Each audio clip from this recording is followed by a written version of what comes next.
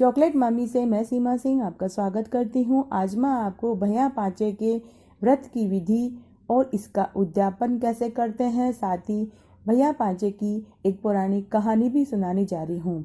सबसे पहले भैया पांचे की व्रत विधि मैं आज आपको बताऊंगी। यह व्रत सावन मास के कृष्ण पक्ष की पंचमी को किया जाता है। इस दिन प्रातःकाल सिर धोया जाता है। एक थाली में पहले दिन रात को भिगे हुए चने, मोठ, हल्दी, कच्चा दूध मिलाकर पानी भरा हुआ एक लोटा लेते हैं।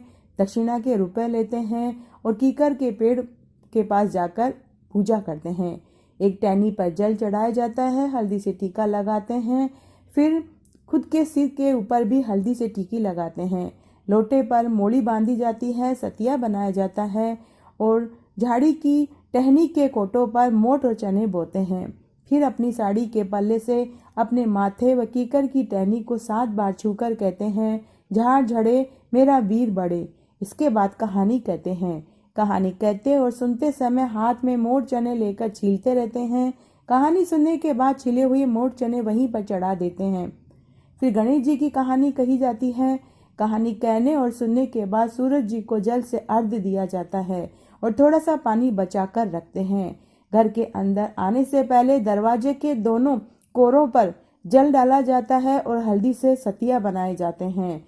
घर आकर एक अलग लोटे में पानी लेकर मोठ, चने, फल, मिठाई, रुपये एक थाली में रखकर बायना निकाला जाता है। यह बायना सास, जेठानी, ननद को पांव छूकर देते हैं।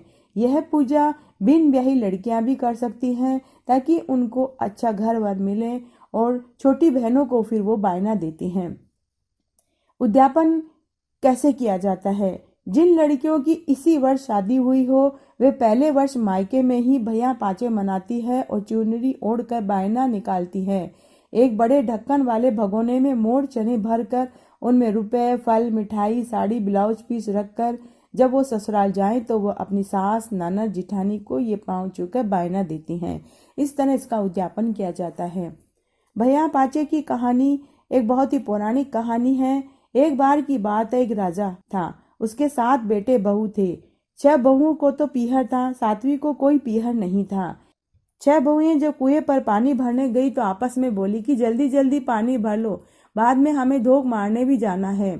कुएं पर कोई एक जन उन 6 बहुओं से बोली कि तेरी जिठानी क्या कह रही है?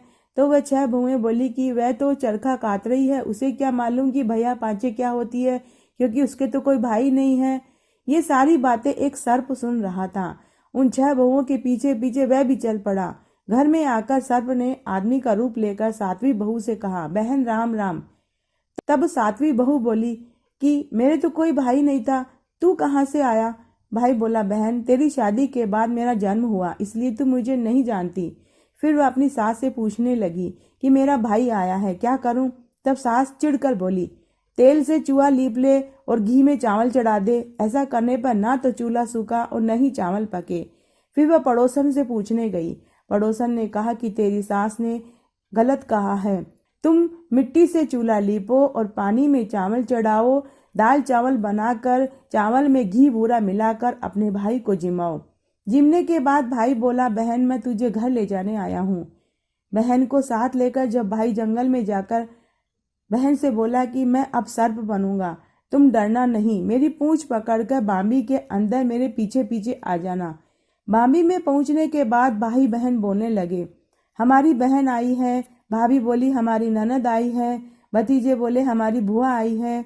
माँ हर रोज अपने बच्चों को घंटी बजाकर बुलाती और उनके आने पर उन्हें दूध पिलाती थी और वह देखती रहती थी। एक दिन वह माँ से बोली कि बहन भाइयों को दूध पिलाने की जिद करने लगी। तो माँ बोली, ले दूध तो पिला ले, परंतु गर्म दूध पर घंटी मत बजाना। उसने गलती से गर्मा गर्म दूध पर घंटी बजा दी, जिसके पीने से किसी सर्प की जीभ जल गई, किसी की पूंछ और किसी का फन जल गया। तब सब गुस्से में बोले कि इसने हमें जलाया है, अब हम इसे खाएंगे। यह सुनकर माँ बोली, इससे गलती हो गई, मैं इसकी तरफ से माफी मांगती हूँ, इसको छोड़ दो। उसकी भाभी के लड़का हुआ तो भाभी बोली, मांगो ननद, तुम्हें क्या चाहिए? ननद के मांगने पर भाभी ने अपना 9 लखा हार ननद को दे दिया और कहा कि अगर तुम यह पहनोगी तो हार ही रहेगा, यदि कोई और इसे पहनेगा तो यह सर्प बन जाएगा। राजा का लड़का उसे लेने आया। तो उसने भगवान से प्रार्थना की कि हे भगवान, उस बामी की जगह महल चौबारे बना दो। तब उन्हें वहां रहते रहते 2.5 दिन हो गए। तो राजा का लड़का पत्नी को लेकर जाने के लिए बोला। विदा करते समय उन्होंने उसे बहुत से दास दासियां, गाड़ी घोड़े, धन दौलत विदा किया। परंतु जाते समय राजा का लड़का अपनी धोती भूल गया। रास्ते में याद आने पर लड़का पत्नी से बोला कि मैं अपनी धोती लेकर आता हूँ। तब पत्नी बोली कि उन्होंने हमें इतना कुछ दिया है, फिर भी आप पुरानी धोती लेने जाओगे तो मेरी भाभियां क्या कहेगी। उसने कहा कि ऐसा नहीं, मैं तो अपनी पुरानी धोती लेकर ही आऊंगा। राजा के लड़के ने वहां पर जाकर देखा तो न तो वहां कोई महल था न चौबारा था। उसकी धोती कीकर के पेड़ पर लटक रही थी। यह देखकर राजा का लड़का पत्नी पर तलवार तानकर खड़ा हो गया और बोला, सच सच बता, नहीं तो मैं तेरी गर्दन काट दूंगा। तब पत्नी ने राजा के लड़के को बताया कि कुएं पर पड़ोसन देवरानी जेठानी मुझे ताने मार रही थी कि मैं भैया पांचे क्या जानूं, क्योंकि मेरे तो पीहर ही नहीं था। यह सब सर्प देवता सुन रहे थे और वही मेरे भाई बनकर आए और आपके आने की सुनकर मैंने भगवान से सिर्फ 2.5 दिन के लिए पीहर मांगा था। घर आने के बाद बहुत दिनों बाद बहू के लड़का हुआ। उसके ननद भी बहू के पूछने पर बोली कि मैं तो वही नौलखा हार लूंगी जो तुमने पीहर से लाई हो। तब बहू बोली, तुम कुछ और मांग लो, मैं सब दे दूंगी, पर मेरे 2.5 दिन के मांगे पीहर का हार है। अगर मैं ये पहनूंगी तो सोने का रहेगा और कोई और पहनेगा तो ये सर्प बन जाएगा। तब ननद बोली कि मैं तो यही हार लूंगी, नहीं तो कुछ भी नहीं लूंगी। तब बहू ने हार ननद को दे दिया। जब ननद हार पहनने लगी तो वह सर्प बन गया। यह देखकर बहू बोली कि मैंने तो तुम्हें पहले ही कहा था कि ये मेरे 2.5 दिन के मांगे पीहर का हार है। और ननद को पूरी आप बीती बताई कि किस तरह यह हार मुझे मिला और कैसा मेरा 2.5 दिन का पीहर मैंने मांगा। यह सब सुनकर तब ननद और बहू से बोली कि भाभी, क्या सच में भैया पांचे में इतना सत है? विश्वास नहीं होता। तब बहू के ससुर ने नगर में ढिंडोरा पिटवा दिया कि सावन की पंचमी को सब कोई भैया पांचे मनाए, चने मोट भिगोए और कीकर के झाड़ में पिरोए और चने मोट से धोख मारकर इन्हीं का बायना निकाले। तो आज मैंने आपको भैया पांचे की कहानी सुनाई। अगर आपको यह पसंद आती है तो प्लीज़ मेरा वीडियो लाइक करें, चैनल सब्सक्राइब करें, साथ में बेल जरूर प्रेस करें ताकि मेरे आगे आने वाले वीडियो की नोटिफिकेशन आपको सबसे पहले मिले। धन्यवाद।